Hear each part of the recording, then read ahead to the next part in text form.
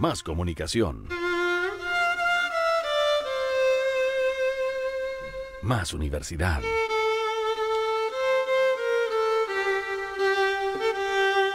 Radio Universidad Austral de Chile.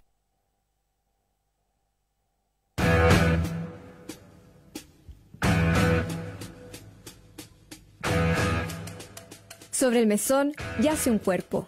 No importa si es grande, pequeño, vivo o muerto. Si tiene sangre, si son solo células o moléculas. Al final solo es materia expuesta. Un nuevo programa producido por la Facultad de Ciencias y su Escuela de Graduados, donde la entretención, noticias, comentarios y agenda del quehacer científico actual va con una mirada desde el sur hacia el mundo. Materia expuesta en Radio UACH.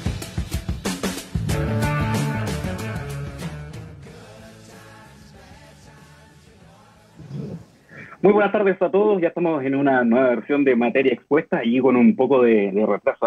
Aprovechamos de enviarles un cordial saludo a todas las personas que estaban allí discutiendo en el programa anterior en República de los Ríos, a Miguel, a Víctor también, que están, y a los invitados, dando algunas luces de lo que viene en algunos procesos que son bastante más importantes a nivel de política interna, social, qué sé yo. Vamos a cambiar drásticamente de tema y vamos a abocarnos a lo nuestro. Aprovecho de saludar a Andrea, a Lourdes, que siempre están apoyando esta iniciativa de la Facultad de Ciencias y su Escuela de Graduados, y también aprovechar de saludar a los invitados que tenemos, que son de gran nivel. Andrea, ¿cómo estás?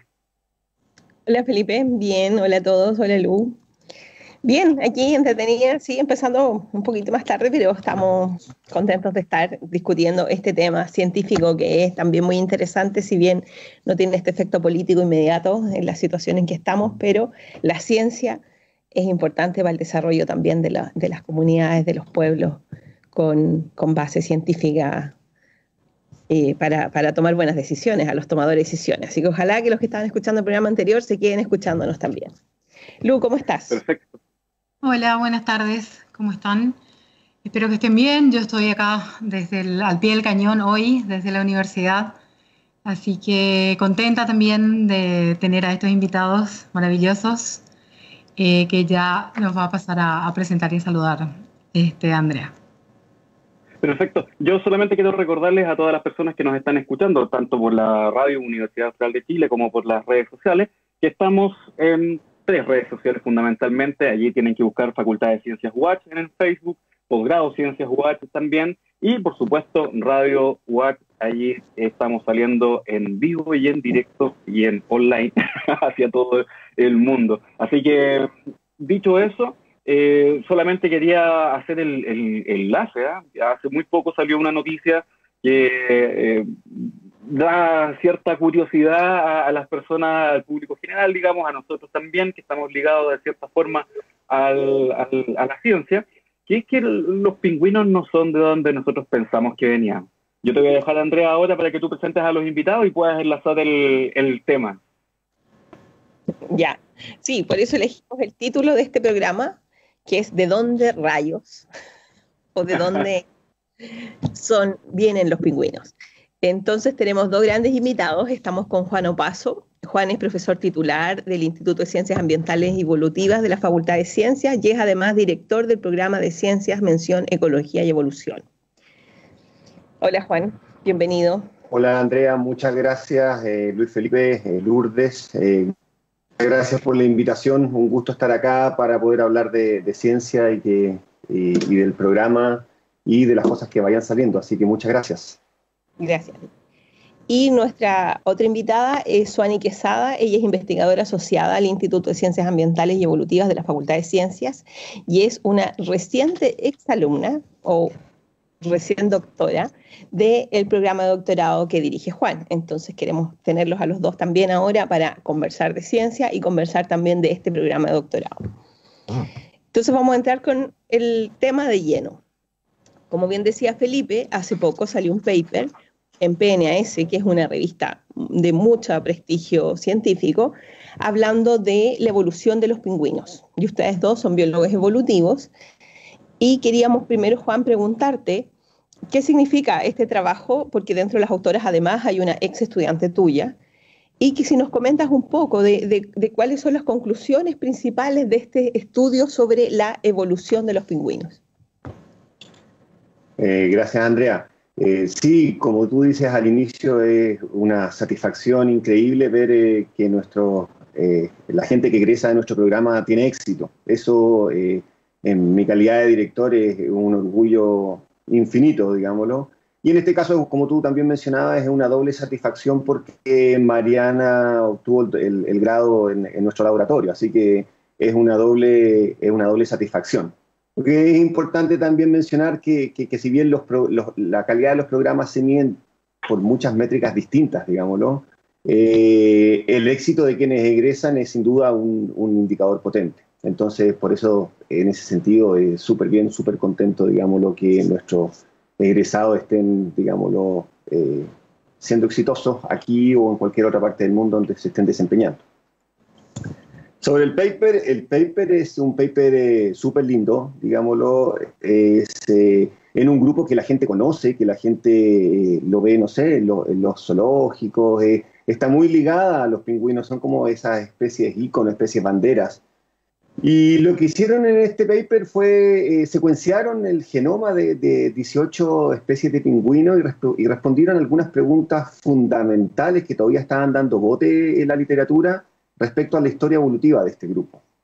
Trataron de entender cosas tan básicas como cómo están relacionados estas distintas especies de pingüinos. En el fondo, quién es más cercano a qué otro pingüino, o como se dice un poco más formalmente, quién comparte con quién un ancestro más cercano en el tiempo. También lo que hicieron, que también es súper interesante, es que le pusieron fecha a algunos eventos importantes en la historia evolutiva de los pingüinos. Por ejemplo, ¿cuándo habría vivido el ancestro común de todos los pingüinos? También respondieron esa pregunta que ustedes ya venían comentando un poco al inicio del programa, que es ¿de dónde vienen los pingüinos? ¿Dónde se habrían originado los pingüinos? Eso es una súper pregunta, digámoslo, y que aquí realmente la contestan con datos súper buenos y con análisis para esos datos también súper buenos, ¿viste? Y las conclusiones que tienen en este trabajo son súper interesantes. Primero que nada dicen que el ancestro de los pingüinos habría vivido hace 22 millones de años. O sea, con la calidad de los datos que ellos pudieron hacer estas dataciones, esta estimación del tiempo, más o menos con una confianza, un buen grado de confianza. Y una de las cosas que también llamó la atención en la prensa, porque tuvo un montón de prensa este paper, es que el ancestro de los pingüinos no habría vivido no se habría originado en la Antártica, sino que se habría originado en la región de Australia y Nueva Zelanda.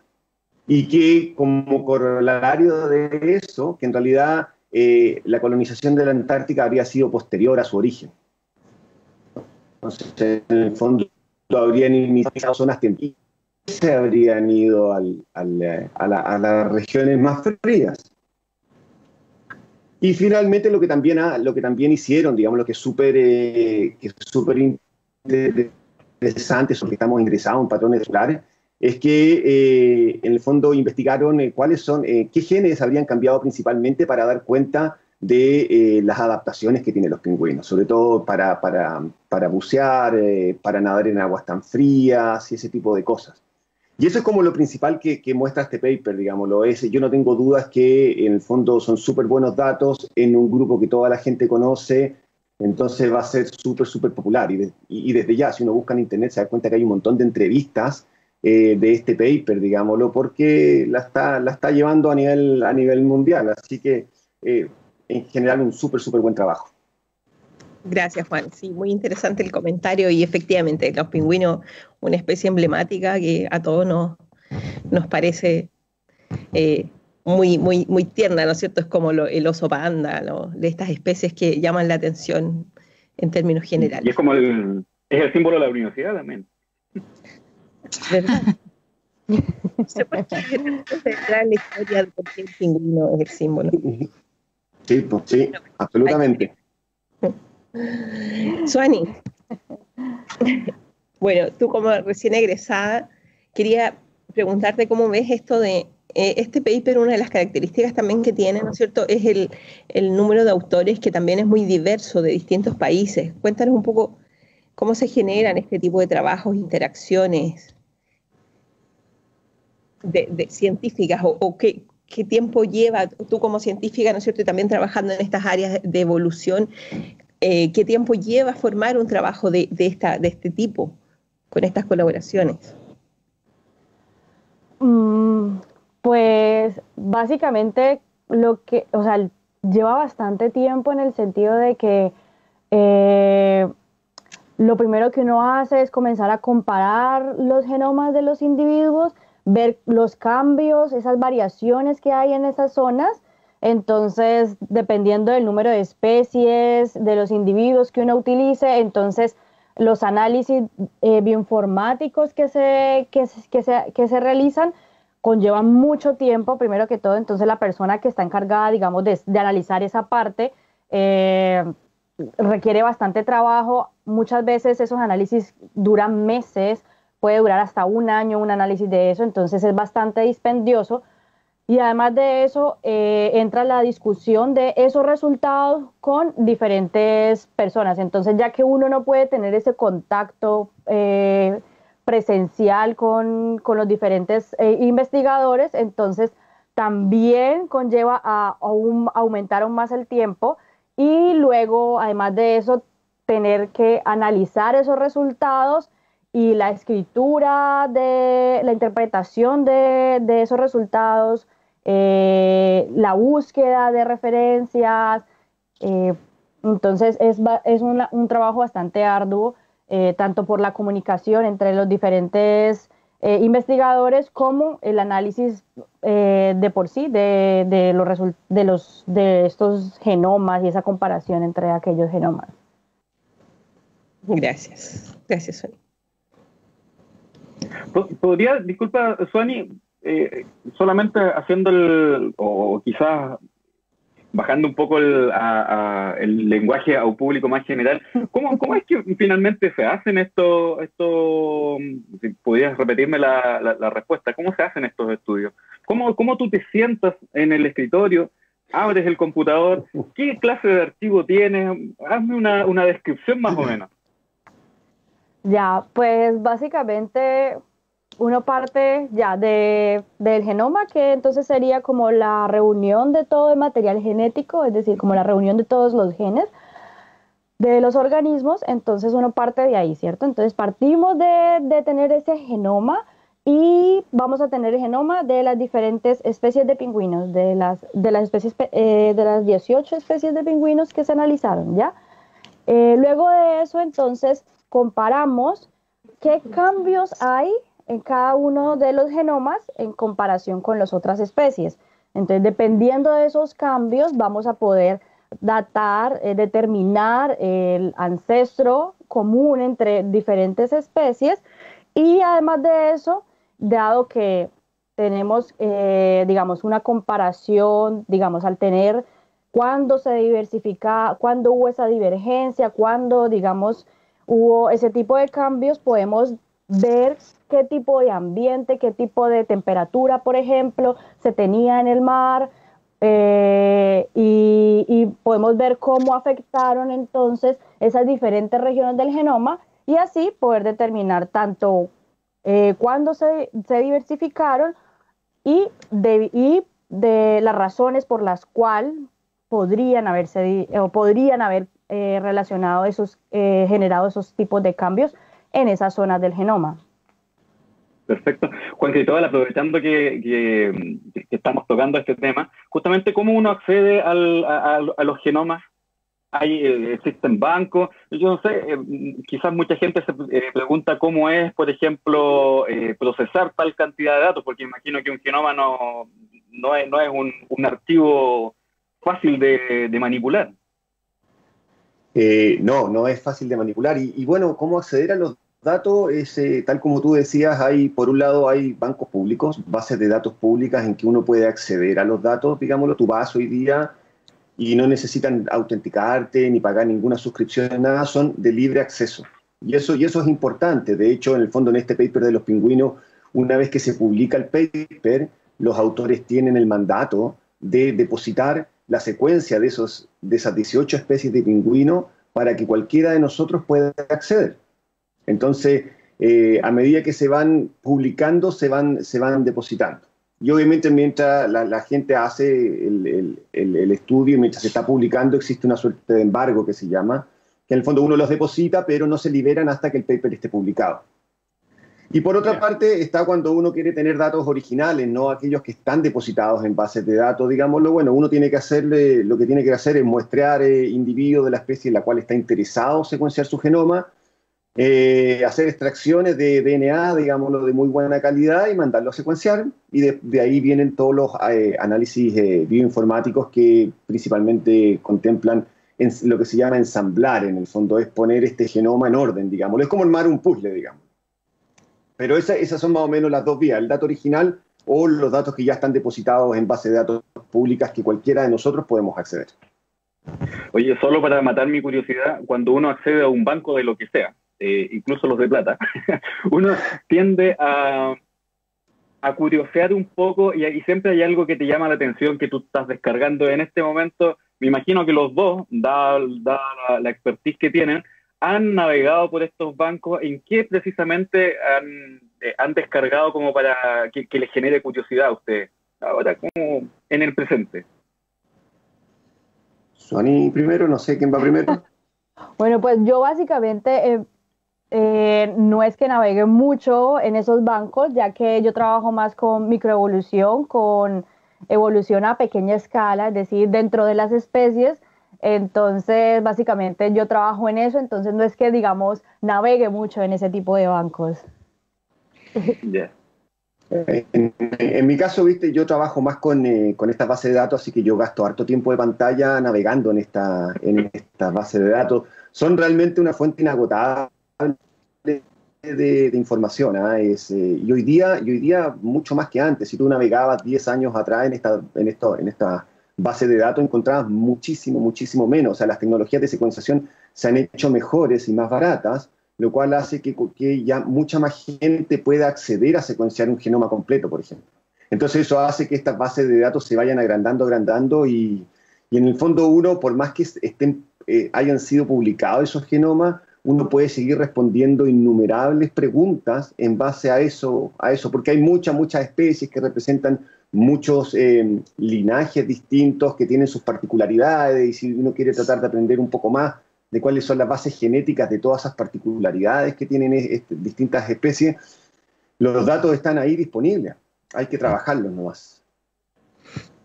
Perfecto. Y justamente hablando, disculpa Andrea, justamente en el trabajo, yo les voy a recordar justamente a todas las personas que están escuchando Materia Expuesta a través de la radio y de las redes sociales, que pueden seguirnos allí en Posgrado Ciencias UAC, en el buscador de Facebook, y Facultad de Ciencias UAC también en esas dos marcas, digamos. También en Twitter y en Instagram estamos paseando y estamos indagando nuevos contenidos, poniendo allí actualizaciones. Lourdes.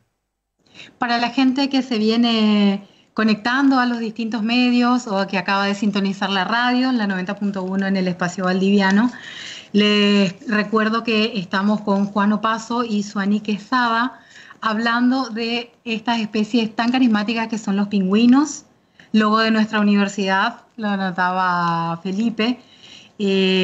Juan nos está contando cómo a partir de una pequeña muestra de tejidos que obtenemos actualmente y de la información de ADN que tenemos a disposición en ese tejido, podemos saber que los pingüinos se originaron hace 22 millones de años y que no se habrían originado en la Antártida como teníamos pensado, sino que más bien en la zona de Australia y Nueva Zelanda. Es la noticia que estamos comentando también con Suani.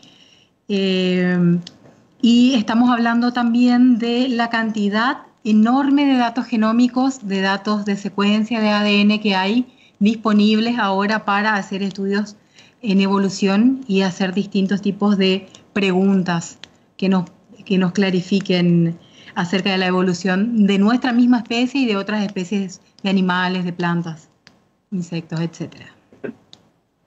Te devuelvo la palabra, Andrea. Ya, yo quería hacerle una pregunta a Juan cortita antes de entrar de lleno a la siguiente parte del programa, que es que tú mencionaste que también habían encontrado algunos genes que se habían cambiado y adaptado a las nuevas condiciones. ¿Puedes contarnos un poco cuáles, qué genes fueron adaptándose en los pingüinos? Sí, viste que siempre que hacen un estudio donde publican los genomas, una de las preguntas que más obvias, digámoslo, es en el fondo cuáles son las bases genéticas de las particularidades que presenta cualquier especie, cualquier grupo de especies. Y eso obviamente uno trata de buscar, en el fondo, si existe lo que se llama la huella de la selección natural a nivel molecular, en los genes que están de alguna manera ligados a estas particularidades, digamos. En este caso, lo que ellos encontraron, en el fondo, y uno lo que hace es que, en el fondo, más que buscar genes en particulares, sino que toma estos genes y los clasifica funcionalmente para saber, en el fondo, a qué características están ligados. Y lo que ellos encontraron en este paper es que los genes que habrían cambiado que experimentaron la selección natural, tienen la huella de la selección natural, en el fondo están relacionados a la termorregulación, al metabolismo del oxígeno, a la capacidad de buceo, que son todas características que ellos han desarrollado, digámoslo, de manera conspicua y que tienen también mucho que ver con el ambiente, sobre todo lo que tiene que ver con termorregulación, buceo y esas cosas, digámoslo, cuando están haciendo todas esas actividades. Entonces ahí uno ve que cuando uno secuencia toda esta cantidad de información, se da cuenta que existe realmente un correlato entre los cambios que uno ve a nivel del kit de instrucciones, que es el DNA, con las características observables a ojo de... por decirlo de alguna manera. Gracias, Juan. Sí, perfecto. Entonces serían esos genes los que tienen estas particularidades que son comunes para este grupo y que los llevaron a distanciarse del resto de sus otros grupos hermanos. Ya, entonces ahora queríamos entrarlos un poco más con el programa de doctorado, preguntarles un poco de qué es, qué áreas abarca el doctorado, y bueno, voy a volver primero a Juan, que es como director del programa de doctorado.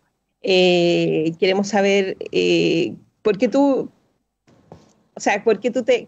si quisieras convencer a algún estudiante que esté escuchando la radio, cuál es la particularidad de este programa de doctorado que lo diferencia y que podría ser atractivo.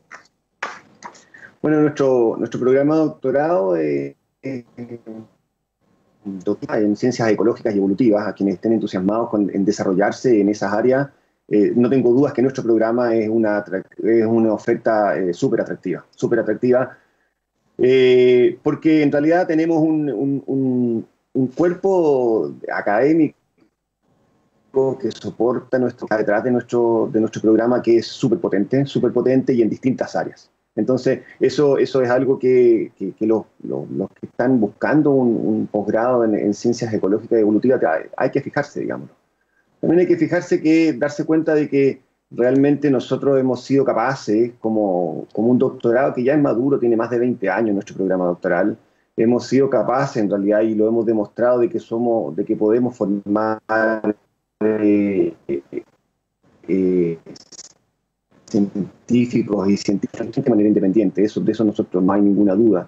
También es importante darse cuenta de que nuestro programa a nivel externo está súper bien evaluado. A nosotros nos evalúa la Comisión Nacional de Acreditación, la famosa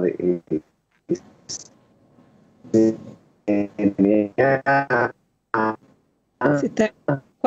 algunos problemas? Y nosotros estamos en el top de acreditación de doctorado. Juan, estamos perdiendo un poco de señal contigo. ¿En qué parte me habré quedado? ¿Se perdió la señal?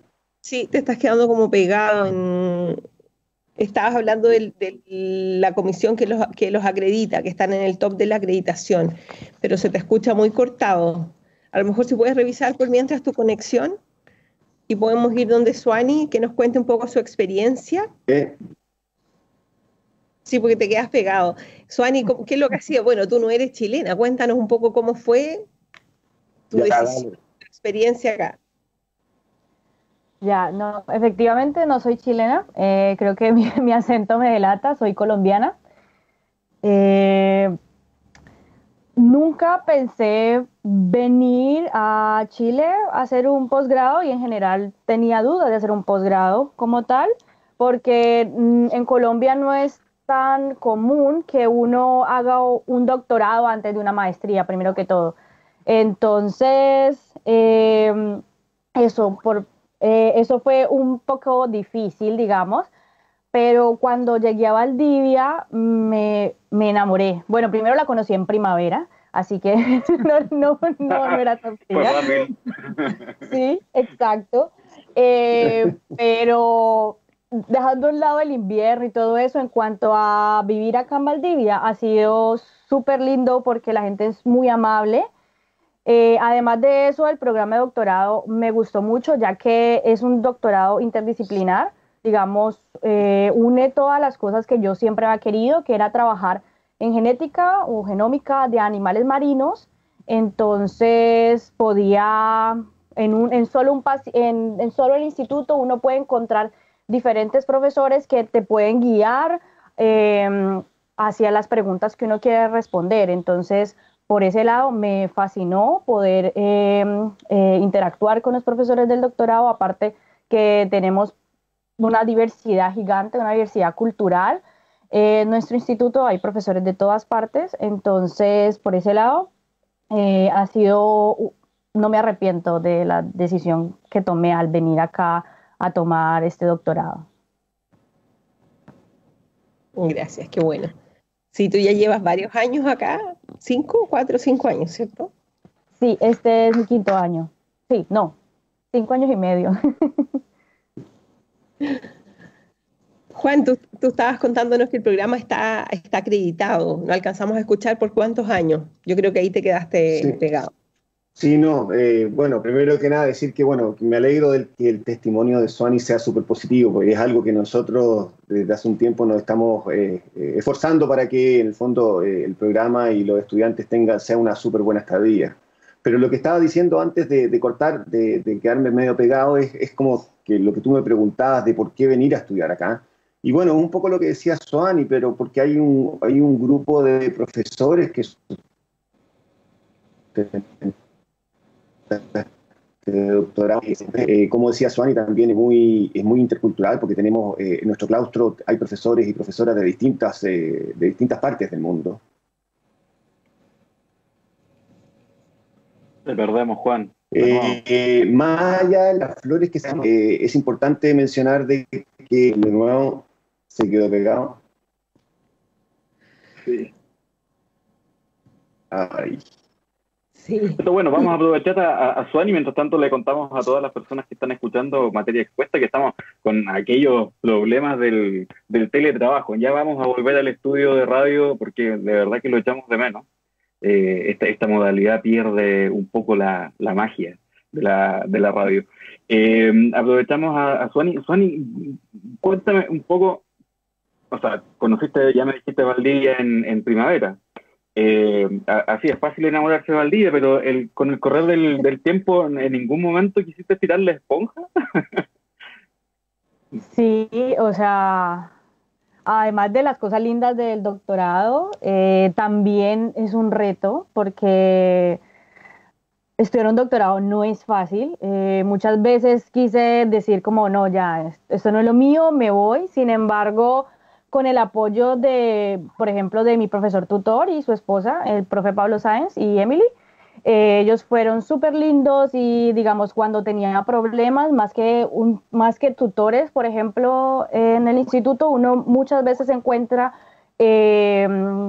como esos profesores guías que también lo ayudan a uno a no rendirse durante ese camino, porque son 5 años, 4 años y medio lejos de la familia, lejos básicamente de la familia, en un clima totalmente diferente, porque pues mi ciudad tiene aproximadamente 30 grados centígrados siempre, y pues Valdivia 30 no hay nunca, de pronto en verano. Entonces, sí, muchas veces tuve ganas de decir no más, pero igual con la gente que uno se rodea, profesores, mis amigos, todo eso, uno logra salir adelante y terminar el doctorado. Sí, bueno, ya terminaste. ¿Qué viene ahora para ti? Bueno, terminé hace una semana y media, exactamente. Todavía no lo pienso. No, sí, es como que, es como cuando uno termina el pregrado o el colegio, es como, ¿qué voy a hacer? Pero pues por ahora, a mí la investigación siempre me ha apasionado y sobre todo la genética y la genómica como tal, pero en este caso de poblaciones, es decir, no entre variación entre especies, sino dentro de una especie. Entonces me gustaría seguir mucho con este área de investigación y por ahora estoy trabajando con mi profesor tutor y con otra profesora del instituto en esa misma línea. Perfecto. Yo iba a complementar que efectivamente la pregunta que hiciste, Felipe, es una pregunta que todos los que hicimos un doctorado, yo creo que Lu ahí me podría apoyar, que ya está en esta última crisis. Todos en algún minuto nos pensamos que queremos recuperar la vida. Pero bueno, vale la pena. Así que ánimo, Lu, que te queda poquito. Sí, es un proceso sumamente enriquecedor, pero como bien decía Suani, es un desafío. Pero bueno, yo me sumo a las recomendaciones del programa. Yo creo que sacando la sumatoria de lo que desde que empecé el programa hasta ahora que estoy terminando, creo que es ampliamente positiva y sí, podemos hablar horas de lo que es la experiencia y sí, se crece muchísimo, un montón. Sí. Perfecto. A ver si ¿no recordarles a todos? Sí, Juan tuvo que bajar la cámara. Perdón. Les recordamos a todos que estamos en Materia Expuesta, programa producido por la Facultad de Ciencias, por la Facultad de Ciencias y su Escuela de Graduados, perdón. Y estamos aquí luchando contra la tecnología. Acabamos de perder a uno de nuestros invitados por motivos de internet, pero creo que podemos rehabilitar su audio. Recordarles también a todos que nos pueden seguir por las redes sociales. Estamos saliendo en vivo por el Facebook de Radio UAC, Radio Universidad Austral de Chile, y también por la señal FM en la comuna de Valdivia, en la 90.1. En las redes sociales también pueden buscar información acerca del posgrado Facultad de Ciencias, UAC o Facultad de Ciencias. Estamos con Suani Quesada y Juan Cristóbal Opazo, ambos investigadores del Instituto de Ciencias Ambientales y Evolutivas. Juan Cristóbal es director justamente del doctorado en Ciencias, Mención, Ecología y Evolución, que nos detuvo un poco desde la conversación de dónde están los pingüinos. Partimos por ahí y ya estamos entrando un poco más en materia, aprovechando de mencionar a todas las personas que nos escuchen, que tienen alguna duda y que quieren enamorarse de Valdivia, ya que estamos cerca de la primavera, como le pasó a Suani. El doctorado justamente tiene sus postulaciones abiertas. Entonces, allí en posgradociencias.cl pueden buscar la información para entrar justamente y revisar los requerimientos, ver la página web, las hermosas fotos que están también ahí de los mismos investigadores han tomado y que las han depositado allí en la web. Toda la información académica y lo que corresponde. Lourdes, te dejo aquí para que puedas recordarles a las personas que nos están escuchando y viendo también de qué hemos conversado hasta el momento. Bien, estamos conversando actualmente con Suani Quesada. Juan creo que está ahí colgando también. Ojalá lo recuperemos. Y estamos hablando de cómo el estudio de la evolución a distintas escalas, a escala micro o a escala macro, es decir, por debajo del nivel de especies o hablando de la evolución de 18 especies de pingüinos, por ejemplo, cómo podemos ver el efecto hoy de la selección natural de un proceso que viene ocurriendo desde hace millones de años, en el caso de los pingüinos desde hace 22 millones de años. Y estamos hablando también de que si te interesa este tipo de preguntas, si te interesan preguntas también ecológicas, podés acercarte a averiguar sobre el programa de doctorado que está abierto en este momento. Yo, como estudiante del programa, les recomiendo que naveguen en la página del doctorado, que se fijen en las publicaciones de los académicos, que hay una variedad de todos de muy, muy buena calidad. Fíjense en las publicaciones, en el tipo de preguntas que abordan, en las investigaciones que están llevando a cabo, y contáctenlos sin miedo, contacten con la gente, acérquense, nos pueden contactar a nosotros también, estudiantes, para aclarar dudas y bueno, anímense, que está bueno esto. Les va a contestar Juan, justamente. Así que esta es una primera aproximación. Exactamente. Ya lo hemos dicho varias veces durante esta entrevista, pero quiero que con sus palabras y porque la gente que nos está escuchando, que no es experta en evolución, pueda entender mejor lo que ya han repetido. Suani, tú has dicho que trabajas en microevolución. Cuéntanos un poco de cuál es tu línea, qué es lo que estudiaste en tu tesis y qué es la microevolución. Bueno, partimos de que, digamos, de que la evolución, cuando hablamos de evolución, hablamos de los cambios de los genes o de la frecuencia de las variaciones de esos genes a lo largo del tiempo, ¿cierto? Entonces, de que pasa generación a generación hasta que llegamos a la actualidad. Partiendo de eso, yo me ocupo de la evolución a pequeña escala, es decir, yo no me ocupo, digamos, en la comparación de diferentes especies de pingüinos, en ese caso, sino que yo me ocuparía solo de una especie de pingüino y de si hay grupos dentro de esas especies que sean, digamos, que se correlacionen con la distancia geográfica, etcétera.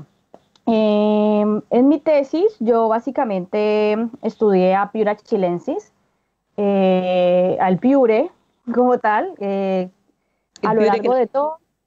Sí, exacto, el piure que se come acá. Yeah. Sí, exacto. A lo largo de toda su distribución, desde Perú hasta acá Chile, porque cabe resaltar que en Perú también hay piure, sino que en Perú no es comercialmente, o sea, no se lo comen como acá. Entonces yo busqué y analicé si habían cuántos grupos de piure había y en dónde estaban ubicados esos grupos, básicamente. Y encontré que en la parte del centro-sur de Chile había un grupo de piures totalmente diferenciado, es decir, totalmente con cambios en el genoma totalmente diferentes, a comparación del norte de Chile y Perú y el sur de Chile. Eso básicamente fue lo que encontré. O sea, pero siguen siendo la misma especie. Están como en vías probablemente de diversificación, entonces. Sí, básicamente es eso. Ya. Gracias. Pero los dos se comen. A mí me gustan mucho los piures. Los dos se comen. A mí también. Suani, a mí no. ¿Lo probaste o no? Sí, yo lo probé, pero no. Creo que es como me decía una vez Lourdes, me decía, es un gusto adquirido, por ejemplo, como tomar mate o algo así. No es algo que, digamos, uno llegue y de una diga, oh, qué rico el piure. No. Además de eso, yo tomé del intermareal de Chile aproximadamente, yo creo que 1000 individuos, si no es mal. Más, y yo sé que tiene por dentro, así que eso hace que también no es que me llame mucho la atención para gastronómicamente. No mates el sabor. No. ¿Qué tienen por dentro? Ya no puedo evitarlo. Por dentro, pues uno puede ver la parte reproductiva, también aparte las excretas. Entonces, no me genera gastronómicamente un gusto como tal, pero pues entre gustos no hay disgustos, así que... Claro. Puro sabor y todo el yodo que el cuerpo necesita para 2, 3, 4, 5 años. Bueno, y Juan, si nos estás escuchando, ¿estás ahí? Sí, aquí estoy. Y apagué la cámara porque mi conexión es media sensible, digámoslo así, que de repente va y viene. Pero sí, aquí estoy, lo he estado escuchando atentamente durante todo el programa, desde que corté. Ya, Juan, entonces quería preguntarte, bueno, tú estudias, sí, la macroevolución, y tú estudias los cambios entre especies. ¿En qué estás ahora? ¿Qué es lo que estás estudiando? Claro, yo en comparación a Suani, yo me muevo bien para atrás en la escala de tiempo y en general lo que hago yo es estudiar de manera muy general cómo cambian los genes en una escala de 500 o 600 millones de años. usando a los animales que tienen columna vertebral, lo que nosotros llamamos los vertebrados, como modelo. Simplemente por datos, como comentábamos anteriormente, como decía Luis Felipe, hay bases de datos muy abultadas de genomas de vertebrados, por lo cual son un súper buen modelo. Pero principalmente lo que hago es estudiar cómo cambian los genes, tanto a nivel de su secuencia, el número de copias, y también algo que es bien importante, o al menos que yo considero que es bien importante, que me apasiona mucho, es entender cómo los genes, las relaciones de parentesco entre genes. Así como en el paper de los pingüinos, ellos trataban de entender en el fondo qué especie de pingüino estaba más emparentada con cuál. Bueno, yo trato de hacer lo mismo, pero a nivel de genes. ¿Qué gen es más emparentado con qué otro gen? En el genoma de los vertebrados. Y eso esas dos avenidas principales. La primera es simplemente la curiosidad científica de entender cómo ocurren estos procesos. Y por otro lado, también que entender la historia evolutiva de los genes es una pieza de información es wow, te perdemos cuando no hacen estudios funcionales, porque no sé hasta dónde se habrá escuchado. Hasta parte que estudias mi conexión es medio estable. Sí, estudias comparaciones de genes en invertebrados para ver las relaciones como entre pingüinos, pero ahora entre genes. Pero parece que nos estabas dando algún ejemplo particular ahora. Sí, estudio eso, como les decía, por la simple curiosidad científica de conocer cómo evolucionan los genes, que es como el motor de los científicos. Pero también porque conocer la historia evolutiva de los genes es una información que es de mucha utilidad para quienes estudian la función de los genes. Porque la manera de entender cómo cambia la función de los genes, o sus atributos estructurales, o sus atributos funcionales, es a través de conocer en el fondo cómo fue su historia duplicativa, su historia evolutiva en general. Entonces, en el fondo tiene una beta que es súper fundamental, básica, que es la simple curiosidad, que es el motor que nos mueve a todos nosotros los científicos, pero además también, viste, es una información de muchísima utilidad para quienes hacen estudios funcionales. Claro. Perfecto. Sí. Gracias. Bueno, dicho esto, estamos ya en el ocaso de esta presente edición de Materia Expuesta.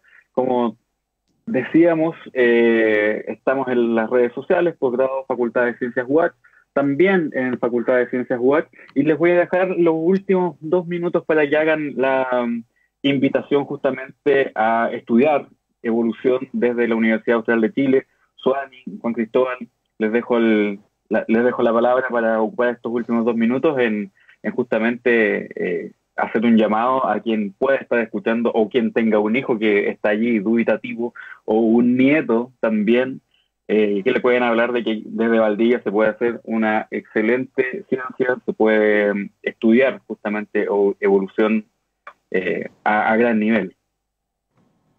Suani, tú primero. Bueno, básicamente como estudiante egresada del doctorado, los invito a que de verdad estudien en este doctorado, ya que van a encontrar un grupo interdisciplinario tanto de estudiantes como de profesores, los cuales te pueden brindar tanto apoyo en la parte académica como en la parte, digamos, de formación como tal de los estudiantes. Además de eso, la posibilidad de ganar becas del gobierno chileno, las cuales te permiten viajar a diferentes países, ya sea para hacer cursos o para hacer pasantías, lo cual también amplia tu visión de ver el mundo. Entonces, creo que es un doctorado bastante completo, es exigente, pero vale la pena.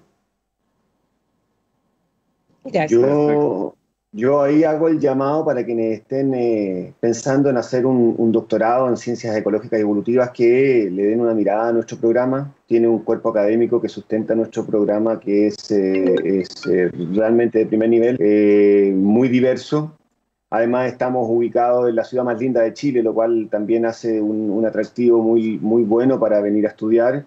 Y en realidad que, como decía Suani, un cuerpo interdisciplinario muy focalizado en el éxito de nuestros estudiantes, con oportunidades infinitas en un entorno natural que, no sé, en Santiago quizás es difícil de tener, digámoslo. Así que yo creo que tenemos muchas ventajas comparativas con muchos de los programas naturalistas que hoy día existen en nuestro país, así que los invito a eso, a mirar nuestro programa, a atreverse, si tienen dudas, a consultar y a postular, porque las postulaciones están ya abiertas. Perfecto. De esta forma, estamos terminando la presente edición. Andrea, Lourdes. Antes de irnos, quería contarles rapidito que nosotros en este programa estuvimos hablando de evolución, pero el programa también es ecología y evolución. Seguramente en otro programa hablemos un poco más de ecología. Yo también estoy del lado de evolución, así que no queremos olvidarnos de nuestros ecólogos. Así que eso. Sin duda. Hay más de lo Gracias, que hemos dicho. Tenemos pendiente invitación a más ecólogos. La semana pasada estuvimos hablando más de ecología, eso sí. Gracias por venir, Juan, Suani. Sí, efectivamente, esta ciudad, como decía Juan, es muy enriquecedora. Tenemos mucho humedal, por ejemplo, es como un laboratorio abierto. Yo sé que Juan tiene la bandera muy bien puesta por Valdivia y la cervecería local. No quería relacionar, pero sí, también es la capital cervecera de Chile, ¿no? No sé si la ciudad más linda, yo creo que es, bueno, una de las más lindas, pero también tenemos muchos lugares donde hacer experimentos naturales, así que sí, está la invitación a todos los que quieran unirse aquí a esta ciudad. Y gracias por venir, me despido yo entonces, hasta el próximo programa. Perfecto, Suani, Juan Cristóbal, Lourdes, Andrea, nos reencontramos el próximo lunes a eso de las 1 de la tarde en otro episodio más de Materia Expuesta. Los dejo a todos cordialmente invitados. Muchas gracias por estar en esta edición, Suani, Juan Cristóbal. Muchas gracias por la invitación. Gracias, Juan, gracias, Suani. Buenas tardes. Gracias a usted, un lujo. Chao, chao. Chao, chao. Todo se registró.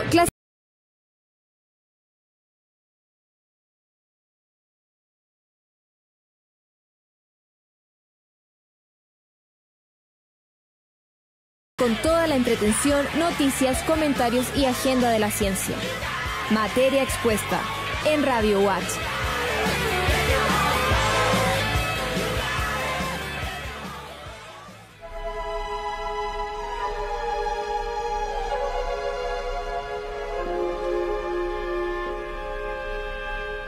Usted está en compañía de Radio Universidad Austral de Chile.